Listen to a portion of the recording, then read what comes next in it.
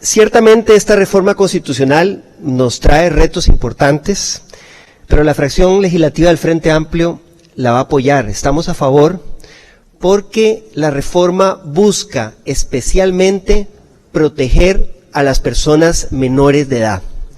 Busca proteger a la niñez, que evidentemente se encuentra en una situación de vulnerabilidad, de indefensión, frente a la violencia que se puede generar en el lugar donde debería nuestra niñez estar más protegida, que es en el hogar. Y entonces, si bien es cierto existe una garantía constitucional que es muy importante, forma parte de las garantías del debido proceso y ciertamente es una garantía que existe en nuestra Constitución antes incluso de la Constitución del 49, lo cierto es que en este caso esta garantía constitucional puede ser utilizada para violentar los derechos fundamentales de las personas menores de edad que no tienen la posibilidad muchas veces de defenderse y a quienes tenemos la obligación de proteger especialmente. Y en ese contexto, creemos que hay que hacer algunos ajustes al texto, pero vamos a apoyar la reforma porque creemos que es un avance. Y aquí, precisamente para dar esta discusión de forma responsable, yo quiero decir que ojalá el oficialismo tenga contención a la hora de querer llevar su cruzada contra el Poder Judicial a todas las discusiones de este plenario legislativo. Y la cruzada contra la Sala Constitucional creo que podemos dejarla para la consulta de constitucionalidad, que en este caso es obligatoria, pero diferimos de lo que ha planteado aquí el diputado Villalobos Umaña en dos sentidos.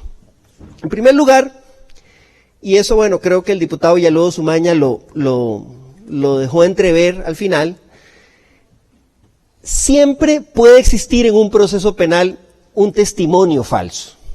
Siempre puede existir un testimonio que esté manipulado, que está mediado, y para eso los jueces tienen la formación y la obligación de valorar el testimonio de acuerdo a las normas de la sana crítica. Es decir, en cualquier proceso puede existir un caso de alguien que llega a declarar y el juez sospecha de que ese testimonio está mediado por la coacción, por la manipulación, que es un testigo que llega a repetir algo que le dijeron que diga, ¿verdad? Que es un testigo que no está cumpliendo su deber a conciencia. Eso puede existir en cualquier proceso y los jueces tienen que valorar con todas las demás pruebas y pueden determinar si le dan credibilidad o no a ese testimonio. Ese riesgo no va a desaparecer nunca. Lo que pasa es que hoy, haciendo un uso indebido de esa garantía constitucional, hoy existe la puerta, la vía legal para que personas aleguen esta garantía constitucional no declarando en casos de violencia contra personas menores de edad, desprotegiendo a las personas menores de edad. Y eso es lo que esta reforma busca garantizar. Yo difiero de lo que plantea el diputado Villalobos Umaña en cuanto a que esta reforma tendría algún problema por la jurisprudencia de la Sala Constitucional sobre la imposibilidad de hacer reformas parciales en contra de los derechos fundamentales. Y a diferencia del diputado Villalobos, creo que es una reforma muy importante, una jurisprudencia muy importante, que le pone un límite al constituyente derivado para introducir modificaciones en la Constitución que retrocedan en materia de derechos humanos y derechos fundamentales. Y creo que es válido plantear que ese tipo de reformas deben discutirse únicamente en una Asamblea Nacional Constituyente. Es una garantía para la ciudadanía. Yo no creo que sea equivocada esa reforma constitucional. Creo que es necesaria. Es un freno al abuso del poder político. Pero, además, no creo que esta reforma choque con esa jurisprudencia. Y les voy a explicar por qué difiero del diputado Villalobos Umaña. La Constitución tenemos que interpretarla integrándola con los instrumentos internacionales de derechos humanos, que también, gracias a la jurisprudencia de la Sala Constitucional, tienen un reconocimiento, bueno, y lo que dice el artículo 48 de la Constitución Política tienen un reconocimiento de tener el mismo valor, el mismo rango jurídico que la norma constitucional, e incluso superior, si mejoran la protección de los derechos humanos. Entonces, cuando esta garantía constitucional se aprobó, Costa Rica no había ratificado importantes instrumentos de derechos humanos, como la Convención de Naciones Unidas sobre el Derecho del Niño y de la Niña, que reconocen el principio de la protección del interés superior de la persona menor de edad. Ese es un principio fundamental que rige toda la legislación en materia de derechos de la niñez y que ha sido incorporado a nuestra Constitución a partir de la aprobación de instrumentos internacionales de derechos humanos. Entonces, a la hora de valorar si esta reforma constitucional realmente reduce derechos fundamentales, tenemos que hacer un análisis integral de todo el bloque de constitucionalidad. Y el bloque de constitucionalidad establece una obligación reforzada de los estados de aprobar legislación para proteger a las personas menores de edad. Entonces, al aprobar esta reforma constitucional, estamos más bien ajustando el artículo 36 de la Constitución Política para que sea conforme con el principio de protección del interés superior de la persona menor de edad y la protección de la niñez, que es una obligación constitucional y convencional. Estamos más bien ajustando el texto de la Constitución, que efectivamente es una norma muy antigua, a la nueva realidad donde el país tiene la obligación de aprobar legislación especial para proteger a las personas más vulnerables. Por eso, bueno, al menos esa será la tesis que defenderemos ante la Sala Constitucional y donde argumentaremos por qué no creemos que esta reforma sea inconstitucional o contravenga esa jurisprudencia. Estamos convencidos de que se puede fundamentar de esa manera. Y estamos convencidos de que en este caso es necesario hacer la reforma, porque de lo contrario vamos a seguir desprotegiendo a los más vulnerables, a la niñez, a las personas que hoy no pueden muchas veces presentar una demanda o actuar o cuando lo hacen muchas veces no tienen cómo demostrar o cómo probar en un proceso. Presentar una demanda para denunciar un abuso sexual cometido por alguien del núcleo familiar. A veces las personas más llamadas a protegerlas. Silenciar estas cosas con una falsa concepción de lo que es la unidad familiar, más bien es proteger la destrucción de la familia y fomentar la violencia. Por eso es que creemos que esta reforma es necesaria. Y por eso es que creemos, para dar voz a esos que no tienen voz, que no han sido escuchados y que pueden estar y que sufren en nuestro país situaciones de violencia y a veces por otras realidades de círculos de violencia extendidos, no cuentan con la posibilidad de que alguien declare denunciando ese abuso, donde hay casos de familiares que conocen el abuso y lo callan. Y la forma cómoda ha sido acogerse a este artículo 36 de la Constitución. Creemos que esta excepción es necesaria, pero no es porque se esté o se quiera reducir un derecho fundamental, es que tenemos que armonizar los derechos. Y en este caso se trata de armonizar la garantía constitucional del artículo 36 con la protección que también tiene rango constitucional de los derechos y el interés superior de la persona menor de edad, para proteger a la niñez costarricense, para proteger a nuestros niños y niñas de la violencia, del abuso que se da en ese espacio donde debería darse la mayor protección. Es necesario aprobar esta reforma y creemos que es posible armonizarla por las razones dichas y que la preocupación planteada por el diputado Villalobos Umaña tiene esa solución. Y bueno, al final de cuentas, pues esta reforma tiene una consulta obligatoria a la Sala Constitucional después de su aprobación en primer debate, donde podrá darse esta discusión. Pero aquí lo queremos dejar sentado Voy a leer un extracto de ese voto de la sala, el 2771, que me encantaría que dijera lo que dice mi colega y amigo Villalta Flores Estrada. Lo que pasa es que el voto es muy claro. Por la vía de la reforma parcial, vamos a ver, vamos a decirlo más bien claramente. La Asamblea Legislativa puede ampliar los contenidos y alcances de los derechos fundamentales, pero no puede suprimir ni reducir tales contenidos. A ver, nos puede parecer aberrante ese ser humano que en este momento tiene un derecho de abstención para proteger a su compañero, cónyuge, tío, abuelo. Y parto de la premisa de que esa conducta es aberrante. Pero la Constitución política tiene derechos y garantías fundamentales que protegen a los seres aberrantes, porque la aberración se va a determinar hasta que haya una sentencia. Y antes de que haya una sentencia firme, nadie es culpable, nadie es aberrante, ni nadie es monstruoso. Y eso que puede parecer absurdo, es la base misma del sistema liberal. Y liberal no en lo económico, liberal en lo político.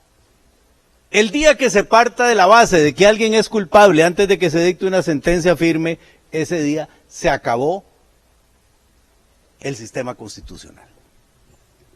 Entonces a esta persona, que desde 1848 se le dio el derecho de decir, o más bien de callar y de abstenerse, eso es un derecho. Y es un derecho que ha tenido durante más de 100 años. Y que aquí le vamos a suprimir. Y bien que se le suprima, yo estoy totalmente a favor, por eso no estoy defendiendo que permanezca el derecho.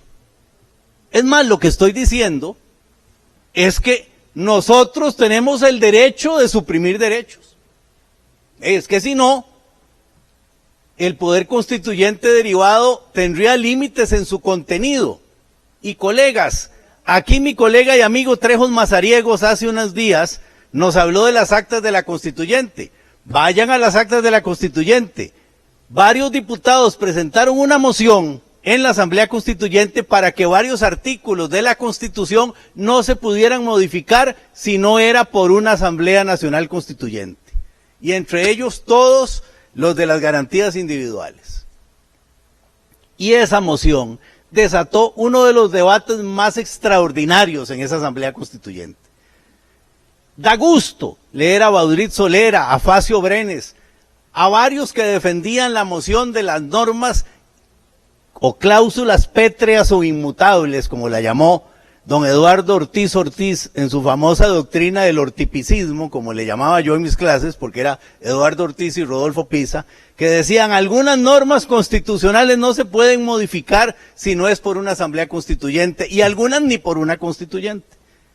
Bueno, esa moción que suscitó debates donde varios diputados constituyentes alegaron, ¿cómo va a suprimir un poder constituyente derivado, integrado por diputados que no fueron electos para reformar la Constitución, etcétera? Van a cambiar la Constitución en cualquier artículo. Y la moción, colegas, diputaciones, fue rechazada expresamente. Nuestros constituyentes dijeron, cualquier artículo de la Constitución, salvo una norma expresa de la propia Constitución, se puede cambiar por la Asamblea Legislativa en el ejercicio del poder constituyente. ¿Cuáles no? El artículo 7.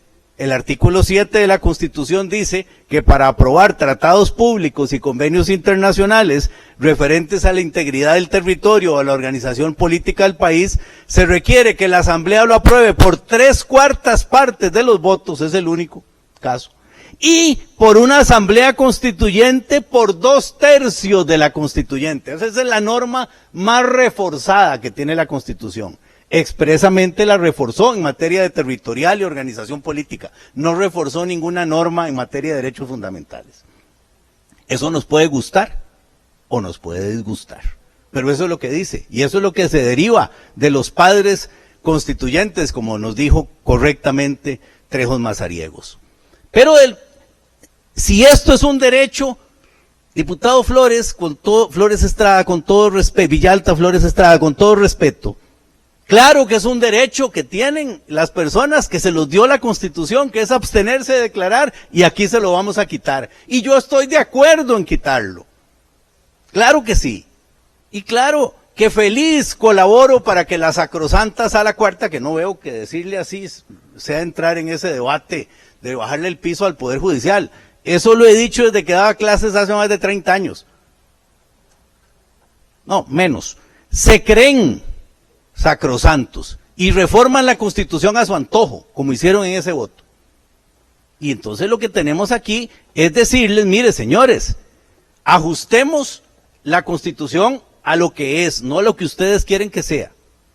Ustedes, para facilitarle a don Oscar la reelección, reformaron la Constitución y han criticado las actuaciones de Bukele y de Ortega, que también han reformado la Constitución a través de las Cortes de Justicia, o de Injusticia será.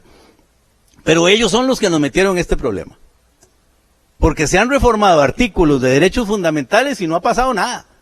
El artículo 24 ha establecido la intervención de teléfonos que no existía antes de los 90, y esa pasó y me parece excelente que haya pasado. Y esta también me parece excelente, la voy a votar y voy a colaborar con este texto y voy a colaborar a ver si la sala cambia de opinión. Ojalá. La otra discusión, don José María, la tendremos si es posible por un poder constituyente derivado suprimir derechos. Yo creo que sí, pero eso es otro debate. Aquí estamos en este concreto y en el que todos creo que estamos de acuerdo. No creo que haya alguien que va a votar en contra. Para el acta yo voy a dejar sentado aquí una redacción que acabo de hacer a ojo de vuela pluma, diría algún escritor español. En materia penal nadie está obligado a declarar contra sí mismo, ni tampoco lo está en procesos en los que su cónyuge, compañero, ascendiente, descendiente o parientes colaterales hasta el 3er grado de consanguinidad o afinidad, salvo en aquellos en que se investiguen delitos sexuales en los que la persona ofendida sea menor de edad. Creo que con eso se corrigen varios aspectos, también es perfectible, tenemos tiempo para llegar a un texto consensuado, porque aquí, en los 2 minutos 28 segundos que me quedan, creo que se deduce claramente que todos estamos de acuerdo en esta reforma, primero. Pero siempre, colegas, y nos daremos cuenta estos 4 años, el diablo está en los detalles, no está en los objetivos. Y como decía Norberto Bobbio, que también fue citado correctamente por Trejos Mazariegos, la diferencia entre las democracias y las dictaduras, fue por Padilla Villanueva, tiene razón, a veces se me parecen. Dijo Bobbio claramente lo siguiente, en el buen sentido de la palabra, no en el mal sentido, y dejó libre que será buen o mal sentido de la palabra. No es la ideología el mal sentido de la palabra, yo lo respeto profundamente. Bobbio dijo, la diferencia entre una democracia y una dictadura es la siguiente. En las dictaduras los fines justifican los medios, en las democracias son los medios los que justifican los fines. Y si estamos en una democracia, no basta con estar de acuerdo en los fines, no basta en estar de acuerdo con los objetivos, no basta con estar de acuerdo en lo que queramos hacer. Es más delicado, más cuidadoso y más peligroso es llegar a acordar cómo vamos a hacer para lograr los objetivos que queremos. Y si todos vamos a estar de acuerdo en los objetivos de esta reforma, hagámosla bien, hagámosla para que pase, hagámosla para que sea una reforma constitucional. Yo me ofrezco, y sé que aquí hay personas mucho más calificadas que yo para hacer este texto. Sentémonos, logremos el mejor texto, luego nos peleamos con la sacrosanta Sala Cuarta para que pase la consulta de constitucionalidad, y creo que le haremos un enorme bien a esta patria, a nuestros menores, a los seres más inocentes del planeta. Salvémoslos de estos delincuentes sexuales que se escudan en la abstención de sus parejas y de sus familiares, para que esta primera reforma constitucional que pueda ser aprobada por esta Asamblea Legislativa en su trámite de primera legislatura sea esta. Con esto hacemos patria. Gracias, presidente.